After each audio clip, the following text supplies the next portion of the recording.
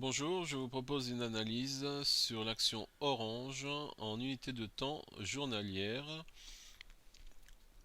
Nous allons commencer par la journée de jeudi où nous observons une hausse de 0,8% sur l'action Orange, mais vous constatez avec moi sur de faibles volumes puisque 4 439 050 titres se sont échangés alors que le volume quotidien moyen est de 10 620 508 titres.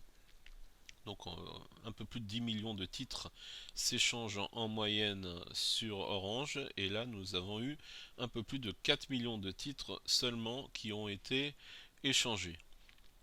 Vous voyez clairement que la tendance est baissière étant donné que la moyenne courte est en dessous de la moyenne longue. Néanmoins, nous avons Awesome Oscillator qui a une pente haussière. Donc nous sommes actuellement dans une correction de cette tendance baissière. Vous constatez que les cours sont à l'intérieur de l'alligator et nous connaissons la règle que lorsque les cours sont à l'intérieur de l'alligator, c'est que nous sommes dans une vague de correction. Le dernier signal était un signal de type Saucer. Depuis 11 bars, nous sommes donc en tendance baissière, en reprise de tendance baissière sur l'action orange. Vous avez un début de zone verte suite à cette correction. Nous allons maintenant regarder l'analyse Ishimoku. Comme vous pouvez le constater, la tendance moyen terme est baissière étant donné que nous avons la Tenkan-sen qui est passée sous la Kijun-sen. La tendance court terme est neutre dans la mesure où nous avons les cours sous la Kijun-sen, donc une tendance moyen terme baissière selon les critères de la Kijun-sen, mais une tendance court terme haussière puisque les cours sont au-dessus de la Tenkan-sen, ce qui nous donne une situation d'indécision, une situation neutre. Nous pouvons dès lors tracer un rectangle en prenant le plus haut sur 9 périodes et le plus bas sur 9 périodes. Et vous remarquez que nous avons ici un triangle qui reflète cette zone de neutralité et d'indécision. Il faudra alors dépasser soit le plus haut, soit le plus bas pour savoir si la correction va continuer ou c'est la tendance baissière qui va reprendre. Remarquons également ce niveau des plus hauts qui correspondent à la Senkunspan A et au milieu de la Kijun-sen et la Tenkan-sen. Et remarquons également la Lagging-span qui est passée en dessous des cours et également de la Tenkan-sen et la Kijun-sen et qui a tenté de rebondir et de repasser au-dessus de la Kijun-sen mais en échouant, et ceci correspond à cette résistance que nous avons eue. La Laginspan donc n'a pas réussi à refranchir la Kijun-sen. Par contre, vous voyez qu'elle a la zone libre maintenant pour se diriger vers les 15,90 € et là elle sera confrontée à une triple résistance, la Kijun, la Tenkan-sen et également les cours.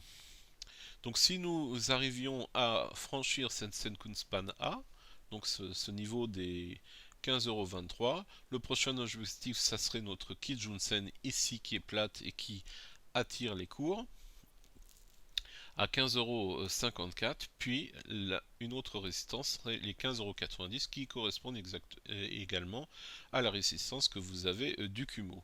Donc si on arrivait à entamer cette correction et que cette correction continue et nous mène au-dessus du Kumo, alors là on pourrait même envisager une reprise de la tendance haussière, mais il faudrait donc dépasser ce double top que nous avons eu à 16,45 € et les prochains objectifs seraient donc le retracement externe de cette correction donc haussière à 127,2 donc qui correspond à environ 16,92 €, puis les 161,8 qui correspondent à un deuxième target price à 17,55 €.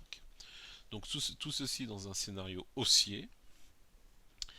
Mais si la baisse devait maintenant reprendre, donc on le verrait assez facilement dès lors que les cours premièrement repassent sous la Tenkan-sen puis franchissent le bas du Kumo. Nous serions à ce moment-là donc en tendance long terme baissière également, et la confirmation de la reprise de cette tendance baissière serait validée par la cassure de la fractale à 14,60 € environ. Et à ce moment-là, nos objectifs à la baisse seraient premièrement le retracement des 38,2 à 14,06 €, puis le retracement des 50% à 13,32 € et ensuite 12,58 € pour le retracement des 61,8. Il faudra surveiller cette zone qui est considérée comme une zone de potential reversal zone.